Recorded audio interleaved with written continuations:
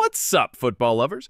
Anna's here from Tickfoot, and today we're diving into the story behind the biggest beating so far in the 2025 Club World Cup. Bayern Munich 10, Auckland City 0. Yeah.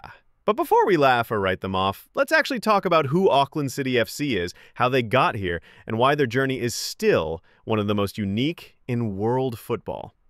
Who are Auckland City FC? Based in Auckland, New Zealand, this club isn't just a random team thrown into a global tournament. Auckland City is the most successful club in Oceania. They've won the OFC Champions League a record 11 times. That's more than Ahly in Africa or Real Madrid in Europe.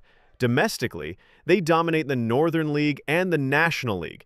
But internationally, that's a different world. They've played in the Club World Cup 10 times before this one. In 2014, they actually finished third, beating the likes of Sétif and Cruz Azul and narrowly losing to San Lorenzo. Key players and squad background. Now, let's talk about their players. Auckland City isn't built on multi-million-dollar transfers. Their squad is mostly semi-pro and local talent. Here are a few names to know. Angus Kilcoley, forward. Clinical in Oceania competitions, but struggled against Bayern's world-class defense. Joseph Knowles, midfield, creative engine, came through Aussie football, adds composure. Adam Mitchell, defender, one of their most experienced players, capped for New Zealand. Connor Tracy, goalkeeper, had a nightmare versus Bayern, but was instrumental in getting them here. Manager Albert Riera, a former Auckland City player himself, has built a solid team ethic. They play possession-based football in Oceania, but obviously, that doesn't fly when Thomas Tuchel sends out Bayern Munich. The 10-0 Bayern Munich disaster.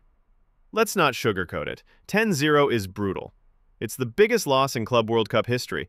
Bayern didn't hold back. Goals from Kane, Musiala, Sane, and even their center-backs. The game was men versus boys. Auckland couldn't get out of their half. No shots on target, over 70% possession for Bayern. It wasn't just a defeat. It was a footballing reality check. But here's the thing. Did we expect anything else? This is a team made up of part-time players, many with day jobs, facing one of the best clubs in the world. Why they're still in the Club World Cup? Despite that loss, Auckland City is not out yet.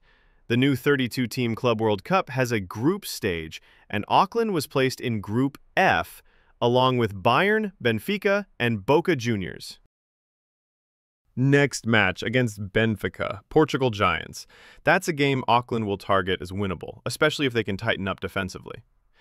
Fan support and club culture. Back home in New Zealand, the football culture is small but passionate. Auckland City is the face of club football in the country. They've brought visibility to the region, and many of their players are involved in coaching youth or growing the game locally.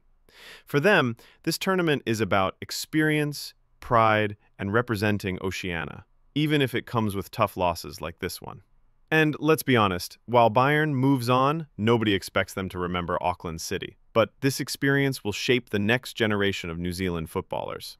What's next for Auckland? If they bounce back against Benfica, things get interesting. Even a draw would be historic. If they lose again, they'll likely be out, but with lessons learned.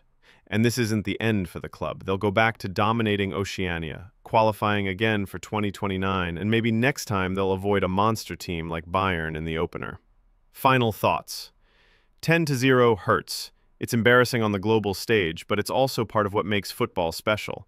A small semi-pro team from New Zealand gets to play Bayern Munich. Dreams met reality, yes, but that's the magic of the Club World Cup. So, respect to Auckland City. They didn't park the bus, they came out, they tried, and they're still alive in the tournament. Let's see what happens next. If you want more Club World Cup content, hit that like button, subscribe, and let me know in the comments. Can Auckland bounce back, or is their tournament already over? And hey, should part-time clubs even be in the Club World Cup? Let's debate!